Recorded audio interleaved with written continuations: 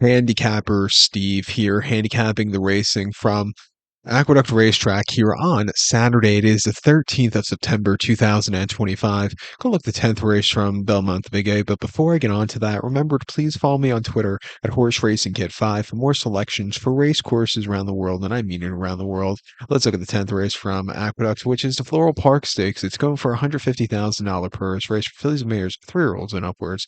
We have a field 10 horses enter. The 10 is an MTO, so 9 will head to the outer turf course, the 1,200-meter journey, or 6 furlongs on that outer turf course. Rails are out at 12 feet. I'm going to go with the number 3 horse here. Don't look back at all. We're going to go 3, 4, 5, 6 in the superfecta. 3, 4, 5, 6 super. Top selection 3 horse. Don't look back at all. This 5-year-old mare by Peace and Justice. Miguel Clermont trains. Manny Franco gets them out. They ran the horse most recently, and the Smart and Fancy at Saratoga. 5.5 on the Melon, the 15th of August, and he finished second by 1.5 lengths that day.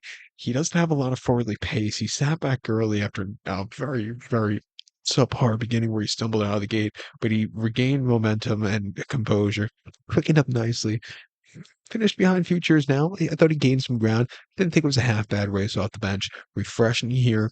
Not the world's toughest race back to Aqueduct. I think he can find a trip to win. He ran 2 back at Woodbine, 6 furlongs in a black type or listed stakes back on the 2nd of August on the Taylor, and he finished fifth by 2 lengths. He showed some pace that day, which is unusual for him at times. A little bit closer than he normally was, but then he just yielded off the pace. He just wasn't keeping up that day. And then first off the bench in the license fee at here at Aqueduct over the 6 back in early May. He finished 6th by 25 lengths. He was wide and just flattened out of it. He needed the race there.